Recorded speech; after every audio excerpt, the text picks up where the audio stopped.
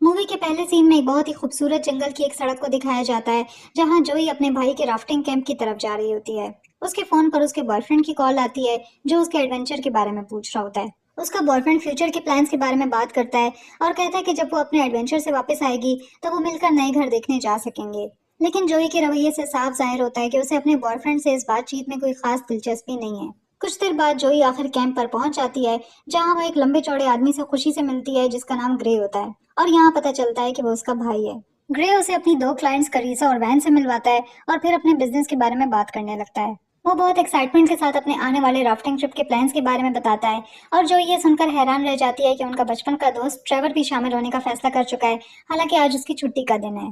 जोई के रिएक्शन से पता चलता है कि वो इस बात से खुश नहीं है। कुछ देर बाद ट्रेवर जोई के पास आता है और अपनी खुशी का इजहार करते हुए कहता है कि वो जोई के एडवेंचर में शामिल होने के लिए फौरन तैयार हो गया था। यहाँ हमें पता चलता है कि वो हाल ही में 3 साल की कैद से रिहा हुआ है और ग्रे ने उसे अपने दरिया के बिजनेस में शामिल करके अपनी जिंदगी बदलने का एक और मौका दिया है। फिर जोई के डॉक्टर बनने के बारे में पता चलता है और ट्रेवर से बात करते हुए उसकी बेचैनी साफ नजर आती है, लेकिन वो जाहिर करती है कि सब कुछ ठीक है। इसके बाद वो सब मिलकर अपने राफ्टिंग एडवेंचर की तैयारी शुरू कर देते हैं और ग्रे पैडलिंग टेक्निक्स के बारे में उन्हें इंस्ट्रक्शंस देता है। जोई कुछ परेशान नजर आती है, लेकिन आहिस्ता आहिस्ता ग्रुप के खुशगवार माहौल से वो खुश हो जाती है। थोड़ी देर बाद ग्रे उन्हें बताता है कि तैयार हो जाएं, क्योंकि वो अपने पहले रैपिड का सामना करने वाले हैं। पानी उनके गिर्द बेकाबू होकर घूमता है और कश्ती तेजी से उछलती है। अब जैसे ही राफ्ट जोरदार लहरों में से गुजरती है, जोई अपना बैलेंस खो देती है और कश्ती से गिर जाती है, जबकि ग्रुप के दूसरे लोग उस पर हंसने लगते हैं। रैपिड को पार करने के बाद वो लोग आखिर एक खूबसूरत जगह पर आराम करने के लिए रुकते हैं और ग्रे और दोनों लड़कियां ठंडे पानी में छलांग लगाकर खेलने लगते हैं। वो ट्रेवर को भी शामिल होने को कहते हैं, लेकिन यहाँ ये पता चलता है कि ट्रेवर को ऊंचाई से डर लगता है, इसलिए वो मना कर देता है। बाद में वो लोग ग्रे को फॉलो करते हुए जंगल में कैंप लगाने के लिए निकलते हैं। जब वो कैंप लगा लेते हैं तो करीसा मजाक में टॉयलेट फैसिलिटीज के बारे में पूछती है, जिस पर ग्रे उसे हिफाजत के लिए एक बेयर स्प्रे दे देता है और एक मुनासिब दरख्त ढूंढने का मशवरा देता है। अब रात के वक्त वो लोग एक कैंप फायर के गिर जमा हो जाते हैं और ड्रिंक्स पीते हैं और बातें करने लगते हैं। लेकिन जोई की बेचैनी मजीद बढ़ जाती है जब वो सब उसके बॉयफ्रेंड के बारे में डिटेल्स जानने के लिए उस पर दबाव डालते हैं, और वो बस इतना कह देती है कि डॉक्टर्स होने की हैसियत से उनकी मुलाकात काम के दौरान हुई। लड़कियों की बातों से साफ पता चलता है कि वो एक खूबसूरत डॉक्टर है, जिससे ट्रेवर जेलिस होने लगता है, क्योंकि वो शुरू से ही जोई की तरफ काफी माइल नजर आता है। रात बढ़ने लगती है और जोई काफी थकी हुई होती है, इसलिए वो अपने कैंप में जाने के लिए एक्सक्यूज करती है। बाद में वैन टॉयलेट के इरादे से अंधेरे में जाने लगती है और उसी वक्त ट्रेवर, जो कि शराब के नशे में होता है, कहता है कि वो भी यही करने जा रहा है और वैन के पीछे अंधेरे में चला जाता है। उधर जोई कैंप में अपने फोन को चेक करती है और अपने बॉयफ्रेंड के एक मैसेज का जवाब देती है, लेकिन नेटवर्क खराब होने की वजह से उसका मैसेज सेंड नहीं होता।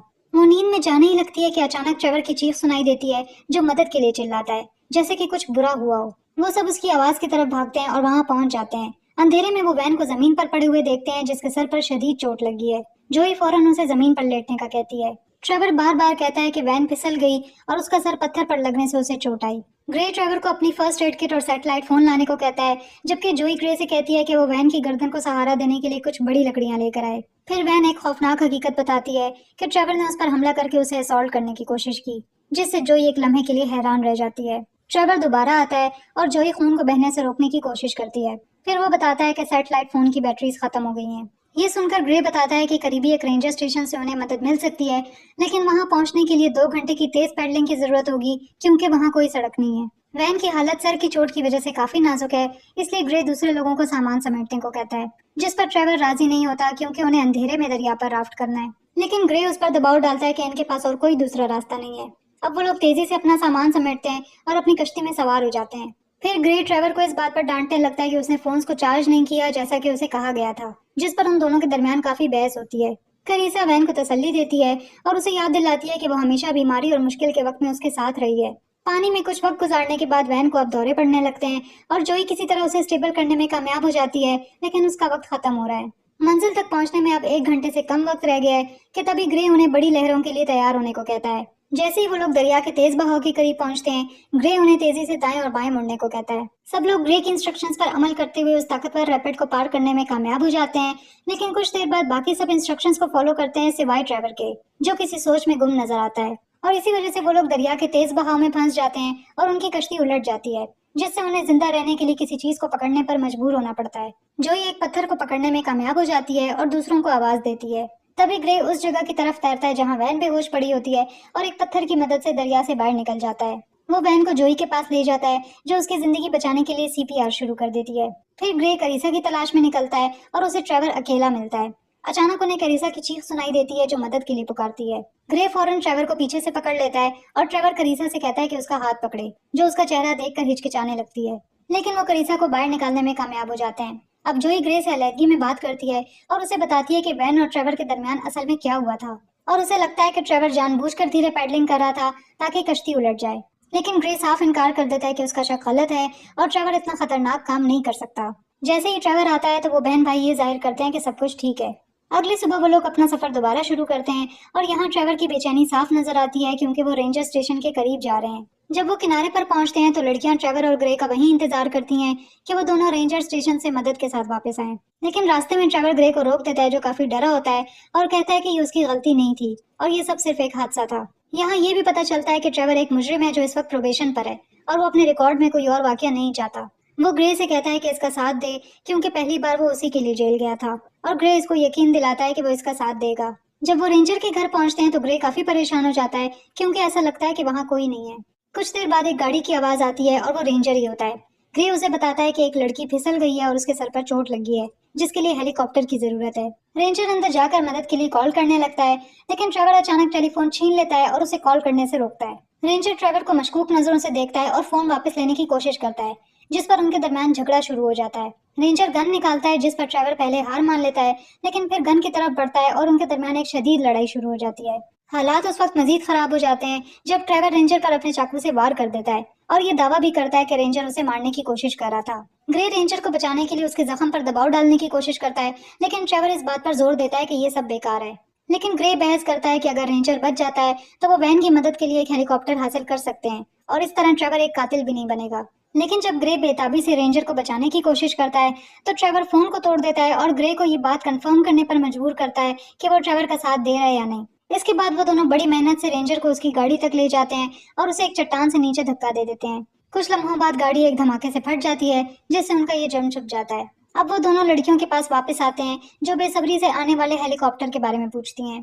करीसा ट्रेवर के हाथों में गन देखकर डर जाती है और पीछे हट जाती है, जबकि ग्रे उन्हें बताता है कि वो अपने प्लान चेंज करेंगे और कैनेडियन पेट्रोल की तरफ बढ़ेंगे। फिर जोई उनसे रेंजर के बारे में पूछती है और ट्रेवर बस इतना कहता है कि वो मर चुका है। जोई उन्हें बताती है कि अगर वो दोबारा पानी में गए तो वैन मर जाएगी, लेकिन ट्रेवर अपने फैसले पर डटा रहता है और उन सबको यरगमाल बना लेता है। वो पेडलिंग दोबारा शुरू करते हैं और अफसोस के साथ वैन अपने जख्मों की वजह से दरिया के बीच में ही मर जाती है। कुछ देर बाद ग्रे ट्रेवर से रिक्वेस्ट करता है कि उन्हें आराम करने की इजाजत दे, क्योंकि वो दोनों लड़कियां थक चुकी हैं और मजीद पेडलिंग नहीं कर पा रही हैं। अब अचानक वहां से गुजरने वाला एक हाइकर उन्हें देख लेता है और मदद करने की ऑफर करता है और पूछता है कि क्या उन्हें हेलीकॉप्टर की जरूरत है।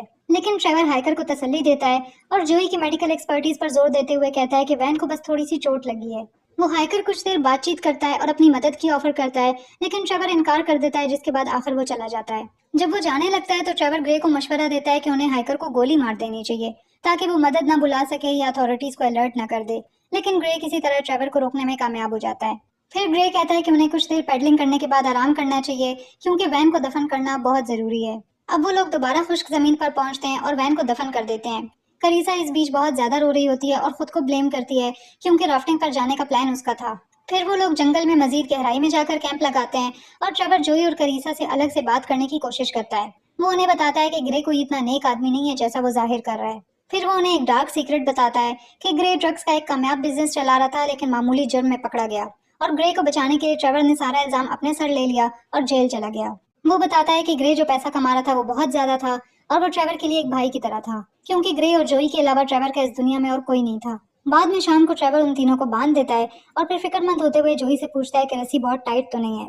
जोई खामोश रहती है, जबकि ट्रेवर उसे एक कंबल से ढांप देता है और फिर सो जाता है। अब जोई ग्रे से उसके बिजनेस के बारे में पूछती है तो वो एक्सेप्ट करता है कि वो गलत था। वो कहता है कि वो बहुत ज्यादा शराब पीता था और उसने बहुत सी गलतियां की। वो वाकई बहुत शर्मिंदा होता है और ट्रेवर जो कुछ कर रहा है वो उससे बिल्कुल खुश नहीं होता। फिर जोई उसे बताती है कि उसने ट्रेवर को उस वक्त उसे मोलेस्ट करने दिया जब वो सिर्फ 15 साल की थी, जो ग्रे के लिए एक बहुत बड़ा शौक था, क्योंकि उसे लगा कि वो दोनों साथ हैं और वो उससे वादा करता है कि इस बार उसकी मदद जरूर करेगा। यहाँ ये साफ पता चलता है कि यही वजह है कि जोई मर्दों के साथ यहाँ तक कि अपने बॉयफ्रेंड के साथ भी बहुत बेचैनी महसूस करती है। कुछ ही देर बाद वो पहले वाला हाइकर दोबारा वहां आ जाता है और बताता है कि उसे ट्रेवर पर शक हो गया था। वो पहले ट्रेवर के हाथ से गन छीनने की कोशिश करता है, जो गहरी नींद में लगता है, लेकिन ट्रेवर ने गन को बहुत मजबूती से पकड़ा होता है, इसलिए हाइकर फैसला करता है कि वो पहले उन तीनों को आजाद करे। वो जोई की रस्सी खोलने लगता है और बताता है कि उसे महसूस हुआ कि कुछ गलत है, इसीलिए उसने उनका पीछा करने का फैसला किया। लेकिन अचानक ट्रेवर जाग जाता है और बगैर किसी हिचकिचाहट के हाइकर पर गोली चला देता है। वो शदीद गुस्से में चीखता है क्योंकि उसे लगता है कि ये सब जोई के प्लान का हिस्सा था। वो जोई को गोली मारने ही वाला होता है तो ग्रे उसे रोक देता है और बताता है कि कश्ती चलाने के लिए उन्हें जोई की जरूरत है। अगली सुबह ट्रेवर उन्हें हाइकर को दफन करने का हुक्म देता है और करीसा चुपके से हाइकर की पॉकेट में मौजूद एक चाकू छुपा लेती है। बाद में वो कश्ती पर वापस आते हैं और ट्रेवर की इंस्ट्रक्शंस के मुताबिक पैडलिंग दोबारा शुरू करते हैं। जोई और करीसा मजबूत रस्सियों से बंधी होती हैं और ग्रे ट्रेवर से रिक्वेस्ट करता है कि उन्हें आजाद कर दे, क्योंकि आगे एक आबशार आने वाली है जिसको पार करने के लिए कम से कम 4 लोगों की जरूरत पड़ेगी। लेकिन ट्रेवर कहता है कि उसे ग्रे के रिवर गाइड होने की स्किल्स पर पूरा भरोसा है और उन्हें आजाद करने से इनकार कर देता है। अब ट्रेवर से छुपकर करीसा हाइकर का चाकू निकाल लेती है और कश्ती में सुराख कर देती है। कुछ देर बाद ट्रेवर को महसूस होता है कि कश्ती में पानी भर रहा है और वो करीसा पर इसे खराब करने का इल्जाम लगाता है, लेकिन वो सख्ती से इनकार कर देती है। अब वो लोग रुकने पर मजबूर हो जाते हैं और ट्रेवर ग्रे से कहता है कि कश्ती ठीक करने में उसकी मदद करे, लेकिन ग्रे बेयर स्प्रे से ट्रेवर पर हमला करके सबको हैरान कर देता है और गन छीनने की कोशिश करता है। वो दोनों गन के लिए लड़ने लगते हैं और करीसा जोई को उसकी रस्सियों से आजाद करने की कोशिश करती है। फिर जोई उसे कहती है कि वो पीछे मुड़े बगैर तेजी से भाग जाए। वो दोनों जंगल की तरफ चली जाती हैं और ग्रे उन्हें भागने का वक्त देने के लिए मजीद लड़ने लगता है, लेकिन जल्द ही गोली लगने से जख्मी हो जाता है। अब ट्रेवर उनके पीछे जाता है और जोई दूसरी साइड पर भागने लगती है ताकि उसकी तवज्जो करीसा से हट जाए। अब ट्रेवर जोई का पीछा करने का फैसला करता है, लेकिन वो एक चट्टान से छलांग लगा देती है, ये जानते हुए कि ट्रेवर को ऊंचाइयों से डर लगता है और वो उसका पीछा नहीं करेगा। ट्रेवर उस पर गोली चलाता है, लेकिन उसका निशाना चूक जाता है। अब जोई अपने भाई की तरफ तैरने लगती है और उसे कहती है कि वो अपनी जिंदगी के लिए लड़े। वो ग्रे को वापस कश्ती में पहुंचाने में मदद करती है ताकि वो फरार हो सकें। अब ट्रेवर तेजी से ग्रे की तरफ वापस जाता है ताकि उन्हें पकड़ सके। खुशकिस्मती से ट्रेवर वहां थोड़ी देर से पहुंचता है, जिससे वो दोनों वहां से फरार हो जाते हैं। इसके बाद ट्रेवर को 2 कश्ती चलाने वाले मिलते हैं, लेकिन वो उन दोनों को भी गोली मार देता है और उनकी कश्ती लेकर जोई और ग्रे का पीछा करने लगता है। उधर जोई खुद को तैयार कर रही होती है क्योंकि ग्रे उसे बताता है कि उनके रास्ते में एक वाटरफॉल आने वाली है। कुछ ही देर बाद ट्रेवर उनके करीब पहुंच जाता है और वो सब उस बड़ी आबशार के किनारे पहुंच जाते हैं, जहां राफ्टिंग के लिए जोई के पास कोई स्किल नहीं है। बदकिस्मती से जब वो आबशार के किनारे पहुंचते हैं तो ग्रे कश्ती से गिर जाता है और जोई उसे ऊपर खींचने की कोशिश करती है, लेकिन वो दरिया की तेज लहरों के साथ बह जाते हैं और कश्ती दोबारा उलट जाती है। जोई तैरते हुए खुद को बचाने में कामयाब हो जाती है, लेकिन उसका जख्मी भाई बहता हुआ सबसे बड़ी आबशार के किनारे तक पहुंच जाता है। वो करीब की एक चट्टान को पकड़ लेता है और जोई उसे पानी से बाहर खींच लेती है। वो अपने भाई को होश में रखने की कोशिश करती है, लेकिन हालात उस वक्त खराब हो जाते हैं जब ट्रेवर उसके पीछे आकर उसे छुरा घोंप देता है। वो जोई का मजाक उड़ाता है कि वो उससे नहीं जीत पाई। जब कोई रास्ता नहीं बचता तो ग्रे आखिर अपनी जान की कुर्बानी देने का फैसला करता है। वो ट्रेवर को पीछे से पकड़ लेता है और चट्टान से छलांग लगा देता है, जिससे उन दोनों की मौत हो जाती है। जोई बहुत दुख से ये सब देखती है और चट्टान पर लेट जाती है।